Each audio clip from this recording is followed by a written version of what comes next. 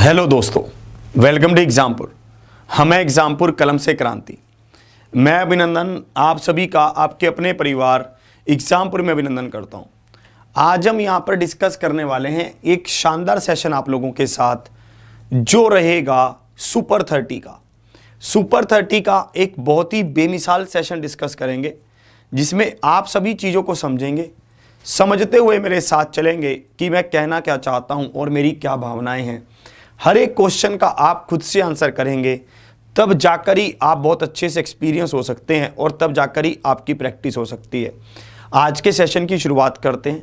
इसी के साथ सभी साथियों को गुड मॉर्निंग, राधे राधे, राम राम। ध्यान से आप देखना कि मैं क्या क्या कहना चाहता हूँ और मेरी क्या क्या भावनाएं रहेंगी। जितने ज़्यादा क्वेश्चंस का आंसर आप खुद से करेंगे उतना ज़्यादा आप परफेक्ट बनेंगे और उतना ज़्यादा मज़ा आएगा। तो आज की क्लास का सबसे पहला क्वेश्चन आपके सामने ये रहा। आप इस क्वेश्चन का क्या आंसर करते हैं ये देखना है। जल्दी से आप इसका आंसर बताएंगे बढ़िया से। इसका क्या आंसर होगा जल्दी से बताना है आपको बढ़िया से। इसका देखते हैं, इसका आप क्या आंसर करेंगे जल्दी से आपको देखना है और आंसर करना है। देखिए, एक छोटे पैमाने पर साबुन व्यवसाय में निम्नलिखित खर्चे होते हैं। विपणन पर मतलब मार्केटिंग पर, जो मार्केटिंग करते हैं उस पर भी खर्चा होगा। मार्केटिंग पर हो रहा है 10% का खर्चा। और आगे देखते हैं, आगे क्या कह रहा है, एम्प्लॉइज की सैलरी पर हो रहा है 65% का खर्चा, 65% का। और रॉ मटेरियल पर हो रहा है 25% का खर्चा।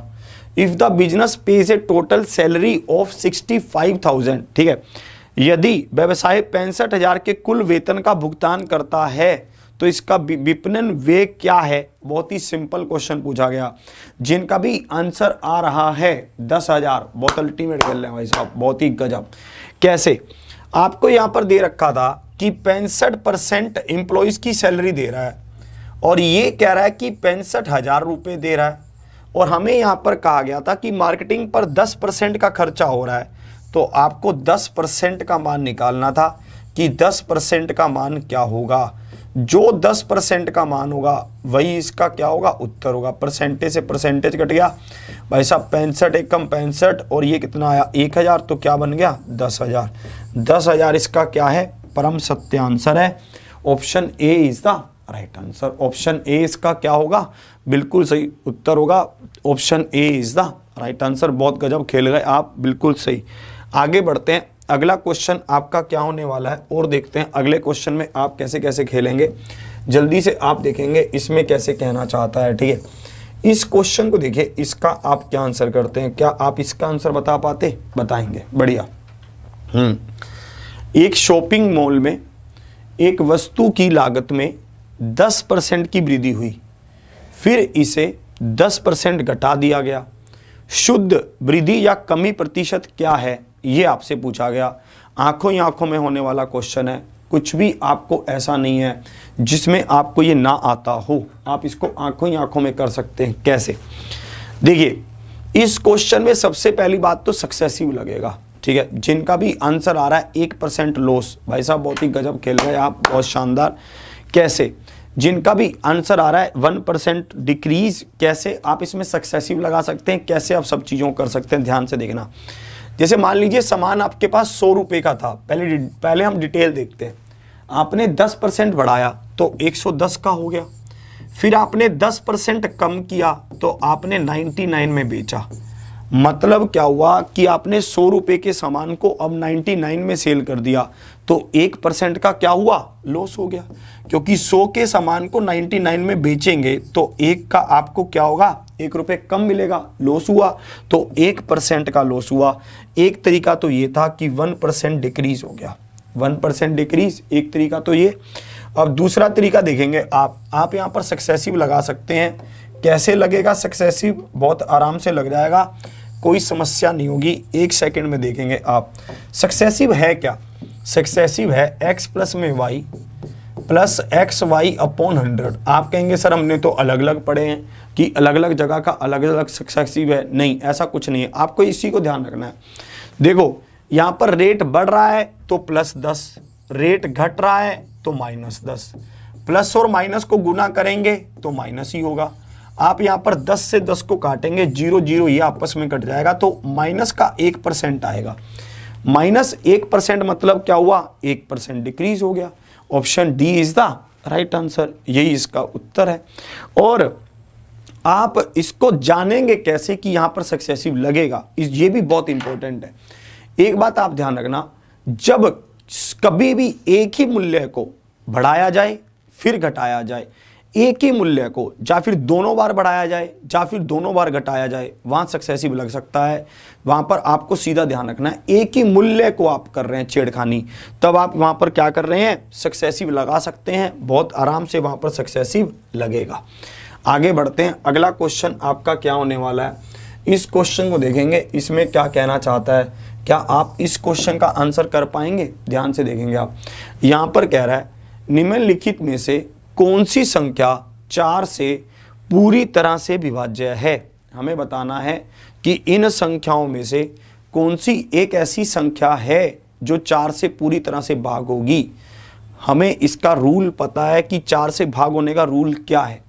4 से भाग होने का रूल है कि उस संख्या के अंतिम 2 अंक 4 से भाग होने चाहिए।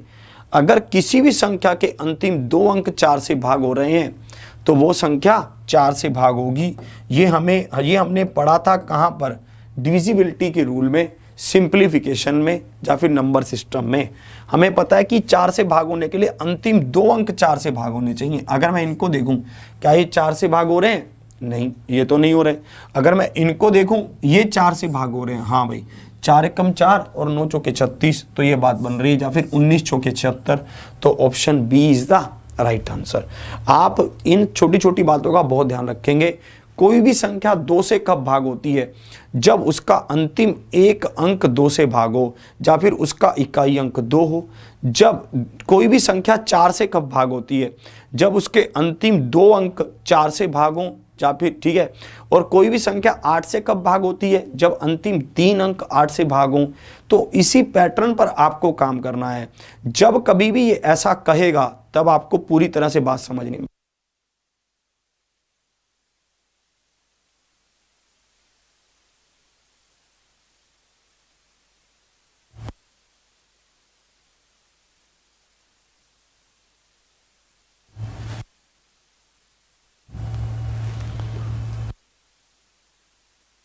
चलिए अब इसको देखते हैं आगे, ठीक है। अगले क्वेश्चन की ओर बढ़ते हैं। अगला क्वेश्चन आपको क्या कहेगा, ध्यान से आप देखेंगे अगला क्वेश्चन आपको क्या कहना चाहता है और अगले क्वेश्चन की क्या क्या भावनाएं रहेंगी, ठीक है, उसको ध्यान से देखते हैं आप। अगला क्वेश्चन आपको क्या कह रहा है, इस क्वेश्चन को देखिए, ये क्या कह रहा है, इसको ध्यान से देखना। अब इसको आप ध्यान से समझेंगे, इसमें कैसे कह रहा है, कुछ काम को पूरा करने के लिए ए और बी द्वारा आवश्यक दिनों का अनुपात 3:5 है। उन्हें काम पूरा करने के लिए 5 सही 5/8 दिनों की आवश्यकता होती है। ए अकेले कितने दिनों में 2 बार काम पूरा कर सकता है, ये आपको बताना है। 2 बार का मतलब यहाँ पर दुगना कह रहा है, ट्वाइस लिखा हुआ है तो दुगना होगा, दुगना, ठीक है। आप इसको सही कर लेंगे, दुगुना, ये आप कर लेंगे, ठीक है। अब आप इसको देखेंगे, कुछ काम को पूरा करने के लिए ए और बी आवश्यक दिनों की संख्या या फिर ए और बी द्वारा आवश्यक दिनों का अनुपात 3:5 है। जल्दी से आप बताएंगे इस क्वेश्चन को आप कैसे कर सकते हैं, जल्दी से बताना है आपको। बहुत बढ़िया। आपको इस क्वेश्चन का आंसर खुद से करना होगा कि आप इसका आंसर क्या करते हैं, देखते हैं।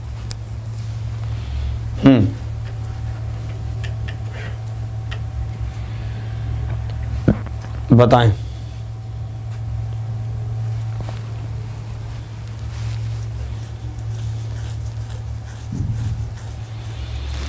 चलिए देखिए, यहां पर मुझे एक बात पता है कि जो भी दिनों की संख्या होती है ना और जो काम की एफिशिएंसी होती है, वो दोनों इनडायरेक्टली प्रोपोर्शनल होते हैं। दिनों की संख्या और काम की जो हमारे पास एफिशिएंसी होती है, उन दोनों का रिलेशन क्या होता है, इनडायरेक्टली प्रोपोर्शनल होता है। कैसे, जैसे मान लो हमारे पास 10 काम है, हम एक दिन में 2 काम करते हैं तो हमें 5 दिन लगेंगे। हम एक दिन में 5 काम करते हैं तो हमें 2 दिन लगेंगे।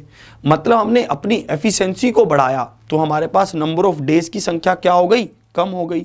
हमने अपने एफिशिएंसी को कम किया तो नंबर ऑफ डेज की संख्या बढ़ गई।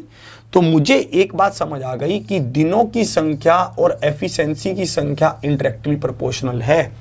तो डेज का रेशो क्या है 3:5, तो एफिशिएंसी का रेशो क्या होगा 5:3। अब आगे बढ़ो, ये कह रहा है इनको 45/8 दिन लगते हैं अगर ये दोनों मिलकर काम करते हैं। 5 सही 5/8 का मतलब क्या है 45/8। तो टोटल काम कितना हो गया 45/8 गुना में 8, क्योंकि एक दिन में 8 काम करते थे तो टोटल काम हो गया भाई साहब, एक दिन में करते हैं 45/8 तो 8 दिनों में करेंगे। तो 8 दिनों में 8 एक दिन में करते हैं 8 काम तो 45/8 दिनों में करेंगे 45 काम। आगे देखो, अब ये तो हमारे पास टोटल काम आ गया। अब किसका कह रहा है कि अगर ए अकेला काम करता तो एक दिन में 5 काम करता तो कितने दिन लेता 9 दिन लेता। 9 days is the right answer. Option C इसका क्या है परम सत्य आंसर है। Option C is the right answer. एक बार आप फिर से ध्यान से समझेंगे कैसे कैसे कह रहा हूं। आपको दिनों का रेशो दे रखा था 3:5, आपको एफिशिएंसी का रेशो क्या होगा 5:3। आपको यहाँ पर पता चल गया है कि ये 5:3 है, तो यहाँ पर ये दोनों मिलकर 45/8 दिन ले रहे हैं। यहाँ पर टोटल 8 हुआ, 8 से गुना किया तो टोटल काम आया 45। अगर टोटल काम 45 है तो ए एक दिन में 5 काम करता है तो 45/5 तो 9 दिनों में काम को पूरा कर देगा। आप इस क्वेश्चन को दूसरे तरीके से भी कर सकते थे, अगर आपने वैसे भी किया तब भी सही है। कैसे? आपको पता था कि ए और बी के दिनों का अनुपात क्या है 3 और 5 है। आप यहां से दिनों की संख्या को निकालकर आगे काम कर सकते थे, ठीक है, पर वो कॉम्प्लेक्स हो जाता, उसका कोई फायदा नहीं था हमें। आगे बढ़ते हैं, अगला क्वेश्चन देखते हैं। अगला क्वेश्चन आपका क्या होने वाला है, आप अगर दुगना होगा तो टाइम भी दुगना लगेगा, तो 9 दूनी 18, 18 आंसर होगा, 9 नहीं होगा, ठीक है। आंसर क्या होगा 18 होगा, 18, ये ध्यान रखना, ठीक है। ऐसे क्वेश्चन एग्जाम में पूछे जाते हैं जिसमें गलती होने के बहुत चांस रहते हैं, तो आप अपने उस पर ध्यान से लिख लेंगे कि रीड द क्वेश्चन केयरफुली। अगर आप क्वेश्चन को ध्यान से नहीं पढ़ते हैं तो बहुत दिक्कत हो जाएगी, क्योंकि दुगने काम की बात देखिए आप। ये क्वेश्चन क्या कह रहा है, अलग अलग समय पर 2 पाइप किसी टैंकी को भरने में क्रमशः 5 घंटे और 8 घंटे का समय लेते हैं, जबकि एक अन्य तीसरा पाइप उसे 3.2 मतलब 3.2 घंटे में खाली कर सकता है। पूरी तरह से खाली टैंकी में तीनों पाइप एक साथ खोलने पर टैंकी को पूरा भरने में कितना समय लगेगा, ये आपसे पूछा गया। इस क्वेश्चन का आपको आंसर बताना है, जल्दी से आप इसका आंसर बताएंगे। अलग अलग समय पर 2 पाइप कह रहा है, ठीक है, अलग अलग समय पर 2 पाइप, ये 5 घंटे में और ये 8 घंटे में एक टैंक को भर सकते हैं। ए है, ये बी है, और जो ये तीसरा पाइप है ये इसको 32/10 घंटे में खाली कर लेता है। यही हुआ। 3.2 को आपने ऐसे क्वेश्चंस में पजल नहीं होना कि दशमलव में दे रखा है मैं कैसे करूं, कुछ नहीं घबराना आपने सिंपल उसके नीचे 10 लिख देना है, मतलब जितना भी डेसिमल होगा आपने उसको कवर करते चले जाना है बस, ठीक है। अब देखो आप इसमें एलसीएम या मल्टीपल क्या लेंगे, है ना, तो आप इसको देखेंगे, आप इसको यहाँ पर इसको काट लेते हैं, 16/5 कर लेते हैं, ये 16/5 हो गया। अब हम यहाँ पर क्या ले 80 ले लें, 80 ले लेते हैं। चलिए, हमने 80 लिया तो यहाँ पर 16×5 80 कट गया, यहाँ पर ये 10 पर कट गया, 16×5 80 तो 25 पर कट गया।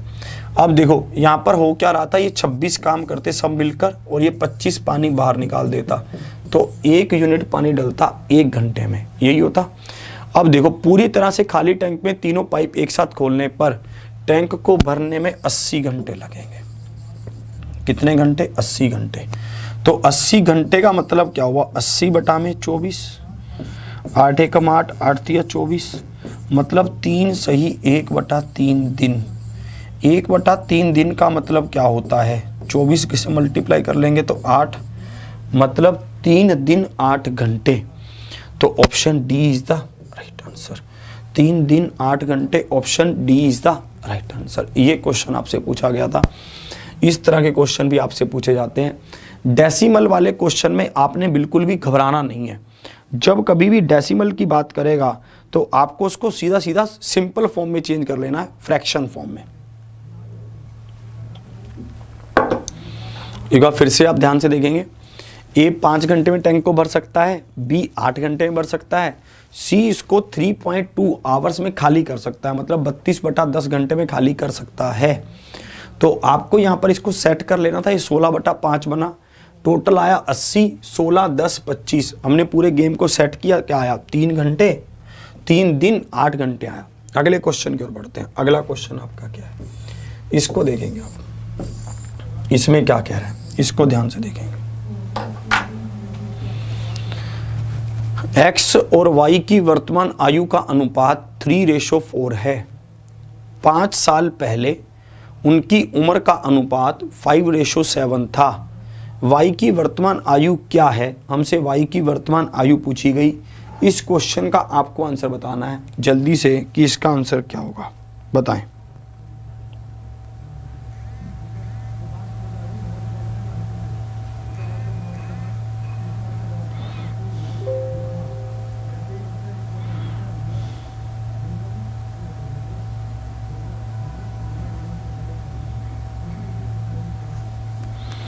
बताएं।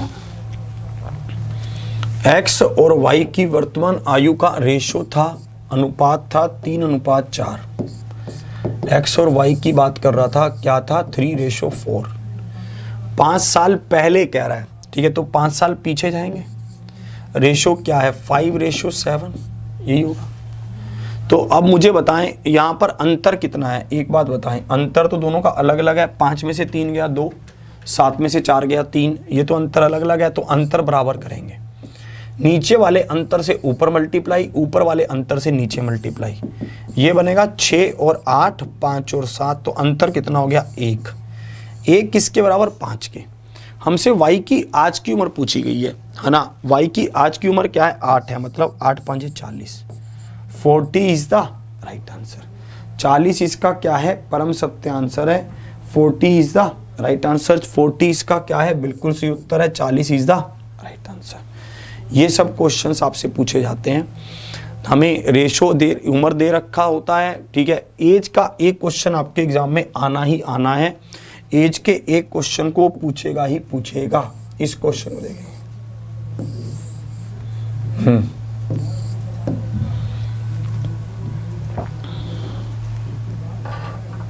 इसका बताएं।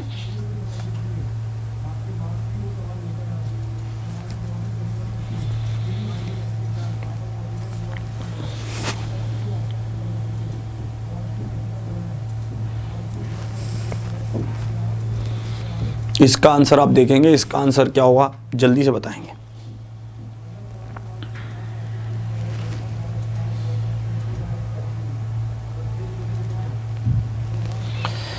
किसी वस्तु पर 12% लाभ को जोड़ने पर विक्रय मूल्य 616 था। यदि उस वस्तु को 462 में बेच दिया जाए तो हानि प्रतिशत क्या है, ये आपसे पूछा गया। देखिए इस क्वेश्चन को आप कैसे करेंगे, ध्यान से आप देखना। 12% का लाभ होता है जब विक्रय मूल्य 616 था, तो 616 रुपए किसके बराबर है 112% के। 616 रुपए किसके बराबर है 112% के। और अगर हम उसको 462 में बेचते हैं तब वो कितने परसेंट के बराबर होगा, ये हमें बताना था, ठीक है। इससे हम उसका प्रॉफिट या लॉस निकाल लेंगे। आपको यहाँ पर क्रय मूल्य निकालने की जरूरत नहीं है। अगर आप क्रय मूल्य को निकाल कर रहे हैं तो आपको उसकी जरूरत नहीं थी, आप उसको सीधा सीधा कर सकते थे, ठीक है। आप इसको इस तरह से कर सकते हैं, आपको कोई समस्या आएगी नहीं, ठीक है। अब आप देखिए ये कितने पर कट रहा है, हम इसको काट लेते हैं। हम इसको 2 पर काट लेते हैं ना। 4 पर कट जाएगा ये, नहीं 2 पर काट लेते हैं। चलो 2 पर काटो, 3 0 8 यही होगा। अगर हम इसको काटें 2 3 1 यही होगा। और देखो और कितने पर कट रहा है ये, ठीक है। और हम इसको देखते हैं कि और कितने पर कट जाएगा। 8 और 3 11, 2 पर फिर से काट लें। चलो 2 पर ही फिर से काट लेते हैं। यहाँ पर ये कटेगा 1 5 4 और यहाँ पर ये कटेगा 5 और 6 56, ठीक है। और देखें और किस पर 14 पर काट लें, 14 पर काट लें। 14 चौकी 56, 14 एकम 14, 14 एकम 14। अब इसको काटा, ये गया 2 पर और 1 पर, तो 84 में आ गया, 84% आ गया।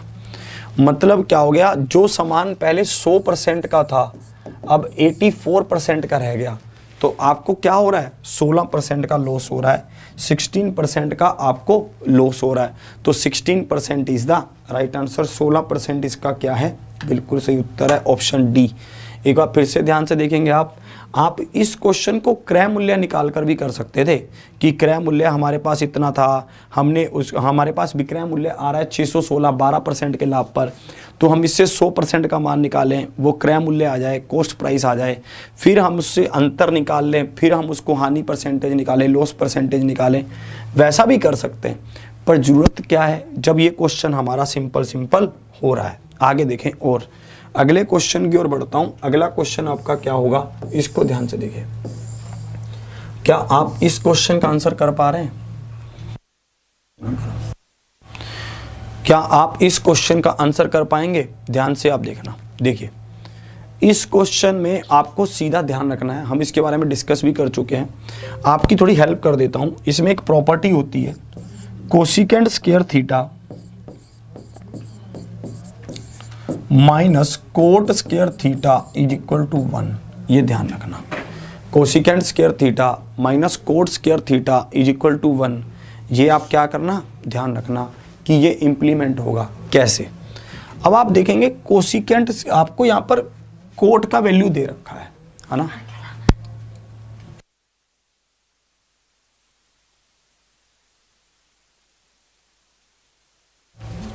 अब देखना अब आप यहां से कोट स्क्वायर थीटा को कॉमन ले लें।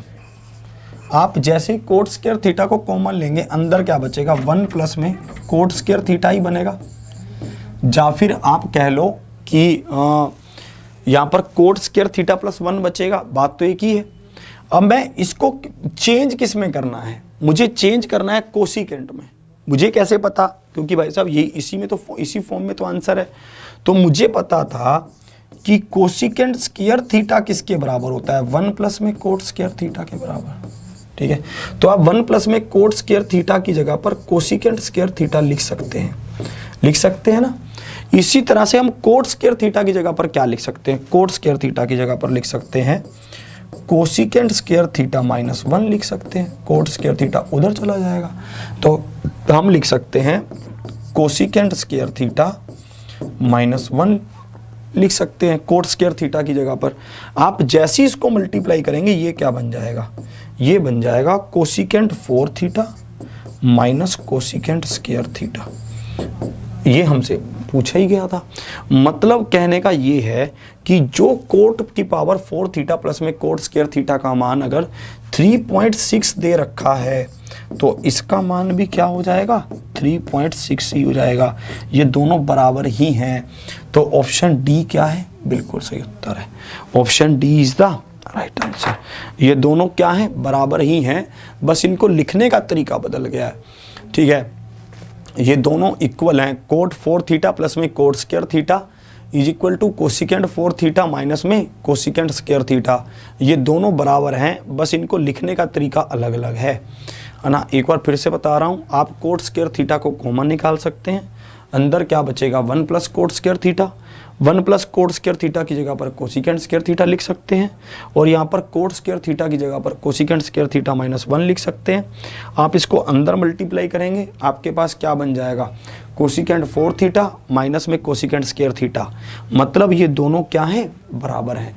अगर ये बराबर हैं तो ये दोनों 3.6 के बराबर ही होंगे, तो 3.6 इज द राइट आंसर। आगे बढ़ते हैं, आगे देखेंगे आप इस क्वेश्चन को आप कैसे करते हैं। ध्यान से आप देखेंगे इसमें कैसे कह रहे हैं, बताओ जल्दी से।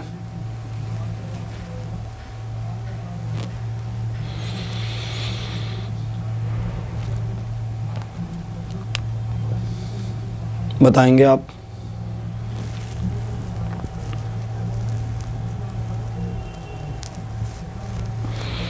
देखेंगे इसको ध्यान से देखना।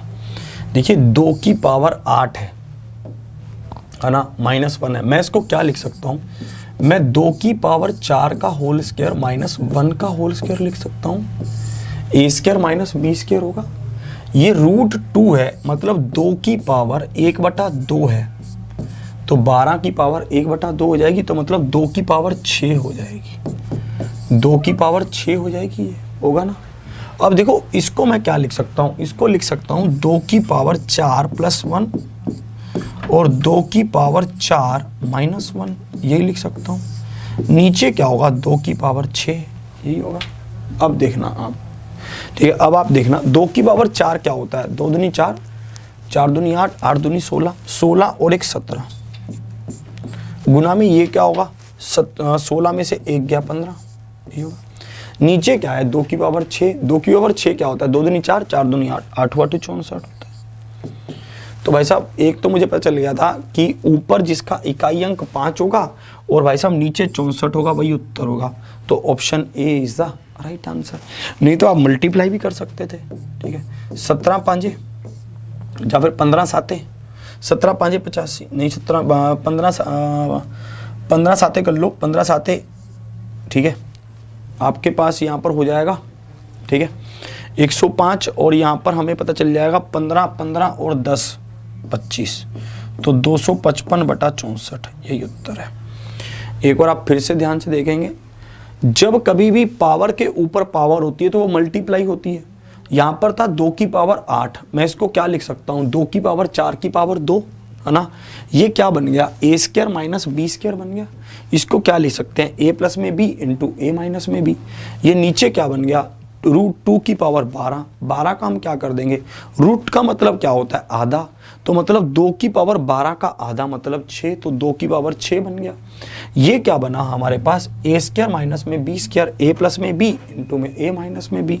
तो भाई साहब ये हुआ 2 की पावर 4, 2 की पावर 4 क्या 16, 16 और 1 17, 2 की पावर 4 16, 16 में से 1 गया 15, 2 की पावर 6, 6 मतलब 64, तो बात बन गई। इस तरह से आप इस क्वेश्चन को कर सकते हैं, कोई इसमें कोई आपको समस्या नहीं थी। अगले क्वेश्चन की ओर बढ़ते हैं। अगला क्वेश्चन आपका क्या होगा, ध्यान से आप देखेंगे। अगला क्वेश्चन आपको क्या कहना चाहता है, इसको आप ध्यान से देखेंगे, इसमें क्या क्या कह रहा है और इसकी क्या क्या भावनाएं रहेंगी। ये क्वेश्चन आप ध्यान से देखिए इसको।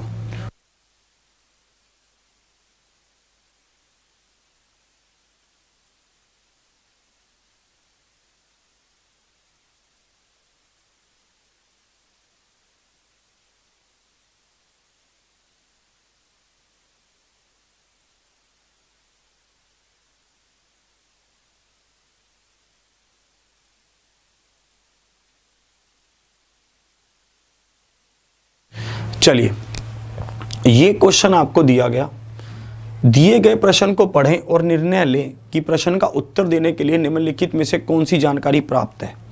जिन्होंने भी एडवांस मैथ थोड़ा सा भी पढ़ रखा होगा वो इस क्वेश्चन का आंसर जल्दी से बता पाएंगे।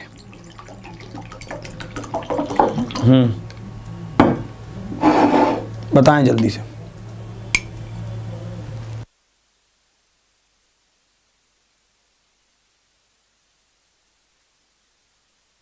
देखेंगे आप, यहां पर कह रहा है ये एक सर्कल है, यहां पर ये कह रहा है कि ये एक सर्कल है और यहां पर ये एक इस तरह से मिल रहा है, ठीक है, और यहां पर ये सेंटर है इसका, तो ये इस तरह से मिल रहा है। अब देखो यहां पर ये कह रहा है कि ये 30 डिग्री है, ये वाला एंगल ACB कह रहा है और आपसे थीटा पूछा है कि ये थीटा क्या होगा, क्या बता सकते हैं, ये आपसे पूछा। अब देखो what is the value of theta, इसके लिए मुझे क्या क्या जानकारी चाहिए, ये हमसे पूछा गया। ये पहली जानकारी तो ये है, ये इंडिकेट कर रहा है कि पहली जानकारी तो ये हमें दे रखी है। दूसरी जानकारी कह रहा है कि थीटा 0 डिग्री से बड़ा है और 90 से छोटा है, ये दूसरी जानकारी है। मुझे एक बात बताओ, मुझे कोई मतलब है कि थीटा 0 से बड़ा है 90 से छोटा है, ये तो अपने आप प्रूफ हो जाएगा जब मुझे पहली जानकारी दे रखी थी आपने। मुझे बस एक बात पता थी कि जितना भी एंगल सेम आर्क अपने मतलब सेम कोण कहूँ या फिर आर्क कहूँ, चाप कहूँ, अपने दूसरे हिस्से पर बनाती है उससे दुगना एंगल वो उसके सेंटर पर बनाती है। मुझे पता था अगर ये 30 है तो ये 60 डिग्री यहाँ बनेगा ही बनेगा, इसमें कोई डाउट नहीं है। इसका उल्टा भी पॉसिबल होता है। The same arc makes an angle at centre is 2 times of the same arc make the angle on the another part. ये है, ठीक है, कि एक आर्क द्वारा केंद्र पर बनाया गया कोण उसके दूसरे हिस्से पर बनाए गए कोण से क्या होगा, दुगना होगा। तो हमें पता था कि पहली इंफॉर्मेशन ही क्या है, वैलिड है। Only one statement is sufficient, only first. अगर हमें ये पहली इंफॉर्मेशन भी दे देता तब भी कहानी बन जाती, तब भी हमें दिक्कत ना आती, अगर सिर्फ इस पर भी ये खेल जाता। चलिए आगे बढ़ते हैं। अगला क्वेश्चन आपका क्या होगा, ध्यान से आप देखेंगे। अगला क्वेश्चन आपको क्या कहना चाहता है, इसको देखिए, इसमें क्या कह रहा है। The value of the half of HCF of 36 and 144, हमें क्या बताना था, 36 और 44 के, ठीक है, आधे HCF के आधे का मान क्या है ये हमें बताना है। जल्दी से आप बताएंगे। 36 और 44 है हमारे पास, 36 एंड 144, 36 और 44, 36 और 144, सॉरी, हमें इसका HCF बताना है। HCF क्या होता है, HCF होता है एक ऐसी संख्या जो इन दोनों नंबरों को भाग कर सके, वही है 12 से कर सकते हैं हम इनको, ठीक है, दोनों से भाग होना चाहिए। 12 से हमने किया, 12 पर गया, 12 एकम 12, 12 दूनी 24, 12 तिया 36, और फिर 12 पर गया, फिर 3 पर भी जा रहा है, 3 एकम 3, 3 चौके 12, तो 12 तिया 36 हो गया। यही हमें पर HCF नहीं बताना था, हमें HCF का आधा बताना है। तो भाई साहब 36 का आधा क्या होगा, 18 होगा, 18, तो 18 इज द राइट आंसर। 36 का आधा क्या होगा, 18 होगा, 18 होगा, तो 18 इसका क्या है, परम सत्य आंसर है, 18 इज द राइट आंसर। ये आपको ध्यान देना था, समझे आप इस कहानी को, ठीक है। ऐसे क्वेश्चंस बहुत पूछता है, जैसे पहले पूछा था कि दुगने काम को करेगा तो 9 दूनी 18 हो रहा था। सबसे पहला ऑप्शन जानबूझ के 36 रखा है पागल बनाने के लिए, कि आपको, आप देखते ही आंसर करो और तभी गलती हो। आगे बढ़ते हैं और देखते हैं अगला क्वेश्चन आपका क्या होगा, इसको ध्यान से देखिए। ये क्या कह रहा है, यहां पर ये कह रहा है कि sine phi minus cos phi is equal to 0। एक बात मुझे बताओ, ये 0 कब हो सकता है, जब ये दोनों बराबर हो। आप इन दोनों को माइनस कर रहे हैं और ये 0 कह रहा है कि ये 0 के बराबर है। ये कब पॉसिबल है कि ये 0 होगा, ये पॉसिबल कब है, जब फाई क्या हो, जब ये दोनों बराबर हो, और ये दोनों बराबर होते हैं 45 डिग्री पर। तो इसका मतलब क्या है कि इसका मान 45 डिग्री है। इसका मान क्या है, 45 डिग्री है। अब 45 यहां पुट कर दो, अब आप क्या कर दो, 45 यहां पर पुट कर दो। आप जैसे ही यहां पर 45 पुट करते हैं तो साइन 45 क्या होता है, 1/√2। 1/√2 का आप स्क्वायर करके होल स्क्वायर कर दीजिए, मतलब क्या होगा, 1/4 हो जाएगा, क्योंकि एक स्क्वायर तो इसको रूट को खत्म करने में लग जाएगा 1/2, फिर आप उसका स्क्वायर करेंगे तो 1/4, ठीक है, प्लस क्या होगा 1/4 प्लस क्या होगा 1, तो ये क्या हो जाएगा 1 प्लस में 2/4, तो क्या होगा 1/2, मतलब 1 सही 1/2, मतलब 3/2 होगा। 3/2 is the right answer. Option A क्या है, परम सत्य आंसर है, 3/2 इज द राइट आंसर। 3/2 इसका क्या है, बिल्कुल सही उत्तर है, 3/2 इज द राइट आंसर। ऐसा गेम खेलता है आपके साथ। साइन फाई माइनस में कोस फाई, ये दोनों बराबर होंगे तभी तो ये 0 हो सकता है ना। तो ये दोनों बराबर होंगे 45 पर, आपने 45 पुट कर दिया और गेम चल गया पूरा। आगे देखो और देखते हैं, और अगले क्वेश्चन की ओर बढ़ते हैं। बिल्कुल आंखों ही आंखों वाला था ये तो, ठीक है। इसको देखते हैं, इसमें क्या कहना चाहता है, क्या आप इसकी भावना को कैच कर पा रहे हैं, इसको देखो।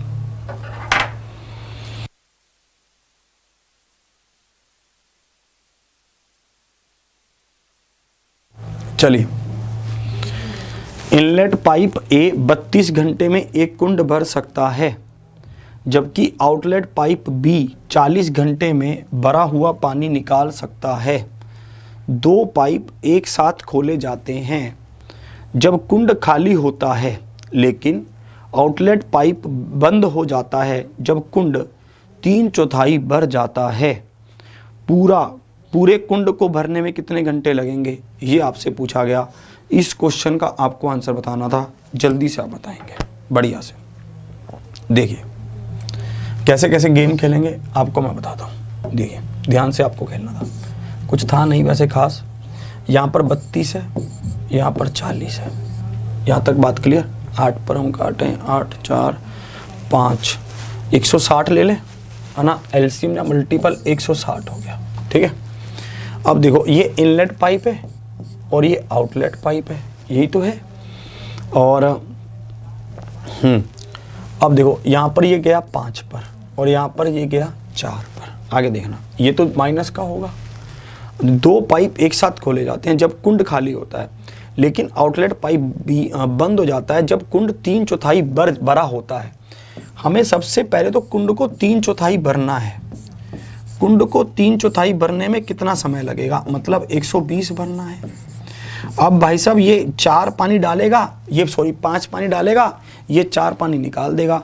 तो भाई साहब पानी डलेगा कितना, क्योंकि दोनों खुले हुए हैं 3/4 तक, तो 1 पानी डलेगा तो 120 घंटे लगेंगे। 120 घंटे लगे। अब देखना आगे, तो और फिर जो आउटलेट पाइप है उसको बंद कर दिया और 120 यूनिट भर गया, बाकी कितना बचा 40। ये कौन भरेगा, इनलेट भरेगा। इनलेट वाला कितना पानी डालेगा, 5 यूनिट पानी डालेगा एक बार में, और 40 यूनिट को भरने में ये 8 घंटे लेगा ना। 120 घंटे ये और 8 घंटे ये, तो 128 घंटे टोटल लग जाएंगे। 128 128। Option A is the right answer. Option A इसका क्या है, परम सत्य आंसर है। Option A is the right answer. यही क्वेश्चन था आपके सामने। एक बार आप इसको फिर से ध्यान से देखेंगे, ठीक है। आप एक बार इसको फिर से ध्यान से देखेंगे कैसे कैसे कहना चाहता है, ठीक है। आप इसको ध्यान से देखेंगे, ठीक है। इनलेट पाइप ए 32 घंटे में इसको भर सकता है, और जो आउटलेट पाइप बी, ठीक है, जो आउटलेट पाइप बी है वो इसको 40 घंटे में खाली कर सकता है। 32 और 40 आपके पास हुआ, यहाँ पर 160 हुआ, ये दोनों मिलकर 120 घंटे में काम को कर देंगे। आपको पता था कुंड बचा कितना था, हमें 160 टोटल भरना था, 120 भर गया, 40 बचा, 5 घंटे काम किया, 8 घंटे और लगेंगे, तो आपको कुल मिलाकर 128 घंटे लग जाएंगे। 128 hours is the right answer. आगे बढ़ते हैं, अगला क्वेश्चन आप देखेंगे। अगला क्वेश्चन आपका क्या होने वाला है, इसको ध्यान से देखेंगे। ये क्या कह रहा है, इसको देखिए।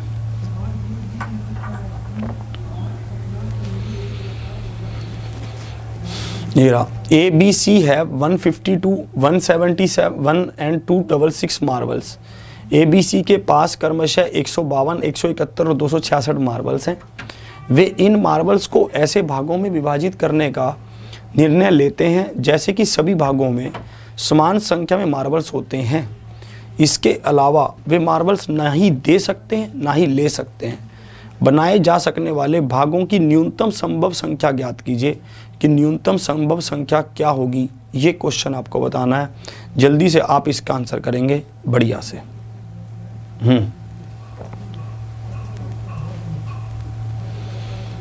बताएंगे आप कैसे कैसे ये क्वेश्चन आप करते।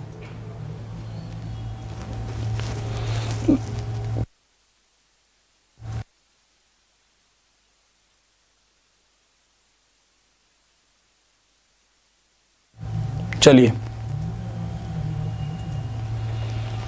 देखिए,